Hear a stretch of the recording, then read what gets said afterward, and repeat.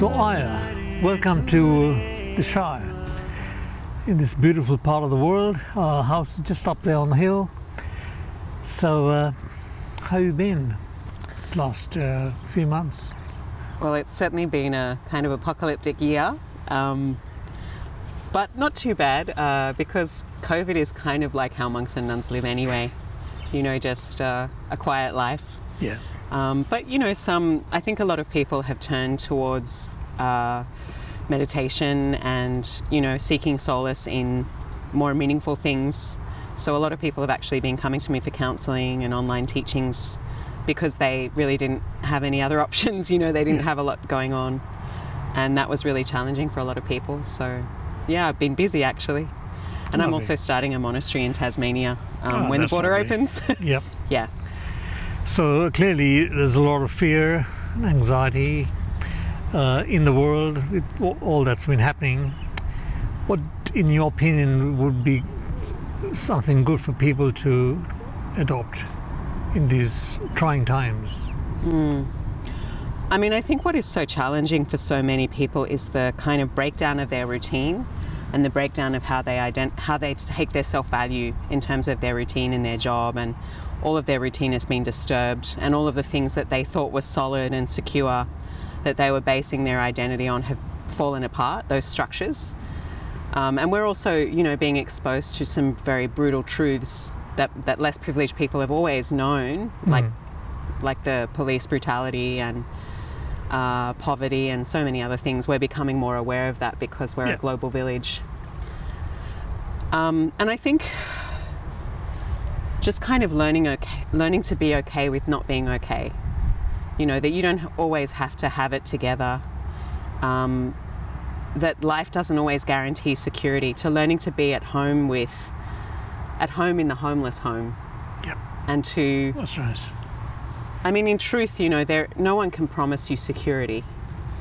Our lives are impermanent. Our lives are like a little candle in the wind. But it's finding some inner refuge in dwelling in the present moment and not projecting too far into the future. I think COVID has taken away our ability to project into the future. And I think probably climate change as well on the horizon makes a lot of people feel anxious, especially the younger generation. So, you know, taking refuge in the present. And I think, you know, actually there have been some good things from COVID. A lot of people have spent more time with friends and family. They've had time to rest. Yeah. They've had time to think, you know, like someone in the womb or a bear in hibernation. They've had that time to maybe think of new creative projects, to grow. So to take what good thing there is, if there is an opportunity to go within and to be silent, you know, why not take that opportunity for retreat?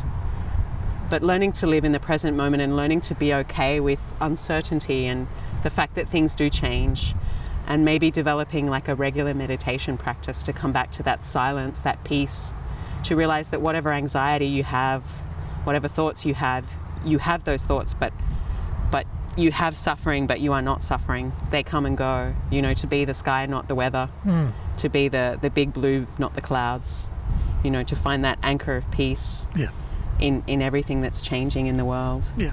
But having said that, I think it's also really important that we take action.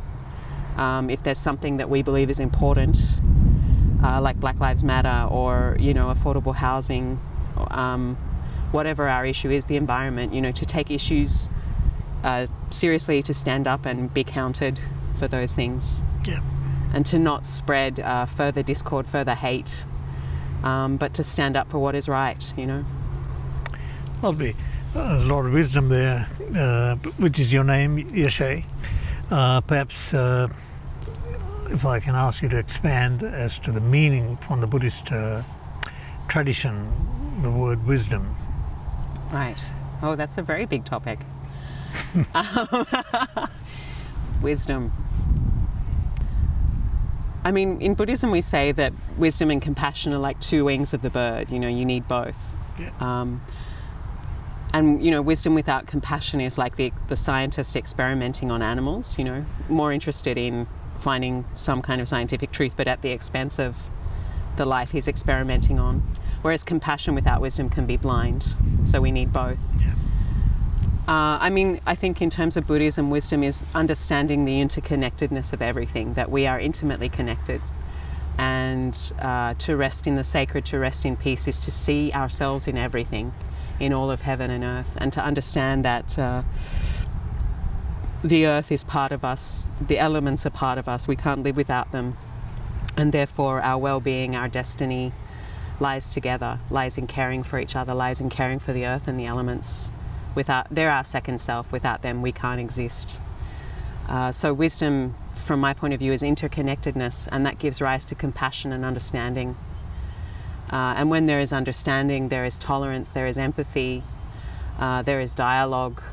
You know, you may not always agree, but you can respect and maybe become better informed, be open to new information, rather than just holding on to a small world view. I also would like you to expand a bit on your dream or dreams of having a centre in Tasmania. You touched on that a little bit earlier. Actually, this morning there was an interesting thing I read in the papers comparing the 1940s and the war, World War II, and the period with what we're going through now, you know, that uncertainty that was there. Then the writer was comparing these two periods, and people not knowing what the future war is going to be, but it did turn out fine, and there was a lot of rebirthing. Perhaps do you see something like that happening post this COVID-19? I mean, I think we have to acknowledge that the Second World War caused the death of hundreds of thousands of people and terrible devastation before, you know, peace and prosperity was established, you know. So comparing this time to the 40s, I don't know, neither of us is born at the time. I mean, it is actually disturbing, like the kind of fascism that is emerging, and also the polarization of views. I mean, I think we particularly see that in America. But maybe the ugly underbelly of racism is being exposed everywhere as well. But what I find with social media, everybody's got a different news source now, so there's some really varied and not always well-informed points of view, not based on fact, not based on science, not based on well-researched journalism that people are spreading, which can be quite damaging to democracy, you know, and general well-being and health. There are a lot of very, very extreme points of view that make me worry that there may be some kind of conflict. But I do hope that we can hold on to sanity, we can hold on to reason, we can respect each other and learn to coexist. I'm not sure if that will happen, but I sincerely hope it does. And I hope whatever happens, that those who do believe in, you know, compassionate, ethical way of living will unite together for the well-being of the many rather than the profit of the few. So whether or not that happens, I mean, there's lots of things on the horizon, not just COVID, but I mean, we can't forget climate change. You know, it's a huge pressing issue, and if you read the statistics, what is to come is quite disturbing, and we still are not addressing it enough. And we need to radically change our way of life, you know, in terms of using cars, using fossil fuels, divesting from fossil fuels, and caring for each other, you know, and radically simplifying our lives. So I'm not sure what the future will bring, and I can't promise a rosy future, but I do believe that we do need to take steps in our daily life to not only water seeds of peace and understanding, but also to make changes and act for good things to happen in the world, because good things will not happen without good people acting. Bad things happen when good people do nothing. Right. So I'd like to perhaps finish with your aspirations of having a centre here in Australia, and perhaps you'd like to say something about your work in India as well.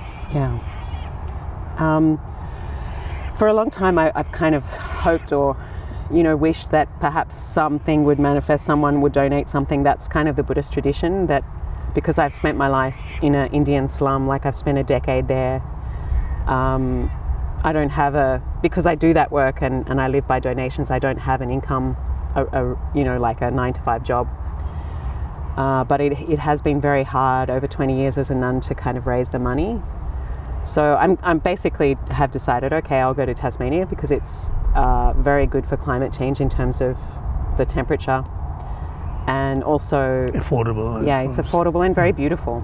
So we're hopefully going to buy land there and start a community for anyone who's interested in meditation, but also to continue the monastic tradition of living in simplicity and compassion and social service.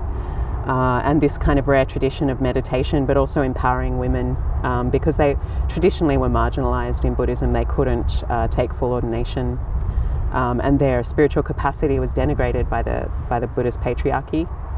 And also a permaculture community and a place of affordable housing for people who are interested in meditation. So all of those things I hope will manifest when we buy land there. Yep. We have a website which you'll see at the end of the talk. Yep. And people in India, Bodhicitta Foundation, the charity that I run there in Nagpur in central India, that's been going for about 10 years. Life for Indians in the slums has become very hard because they're without an income since the last 3 months. The government gave them 4 hours to go into lockdown. Yeah. I mean, even a man was beaten to death going to buy milk. And, a lot of migrant workers some of them died on the way, walking 300 kilometres back to their natal village.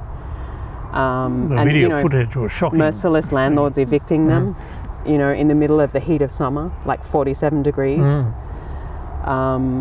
So it has exposed once again the extremes of poverty and wealth in the world, how, for those of us who have a bit of savings, COVID could be like a nice holiday. Yeah. But for those with no savings, it's true hardship, and really borderline starvation. So we've been spending a lot of money just giving people food packages. A lot of our sponsors have lost their jobs in Australia and America, but we have been lucky with emergency donations. So we're still, a lot of our activities have been shut down because of lockdown, and there's been a spike in deaths because people live so crowded together there. But things hopefully will soon slowly go back to normal if people practice social distancing. It's really hard in a slum though. So everything is uncertain. But we're giving teachings online, we're giving food packages to people, children are going to school online, all my friends in the slum are now on Zoom. So, they're tremendously resilient, and they always find a way to adapt, and I really admire them for that. They don't complain. But we do welcome donations, are tax deductible in Australia for Bodhicitta Foundation. Wonderful. Yeah. Ayya, thank you very much for your time. Thank you. Tare tu re swaha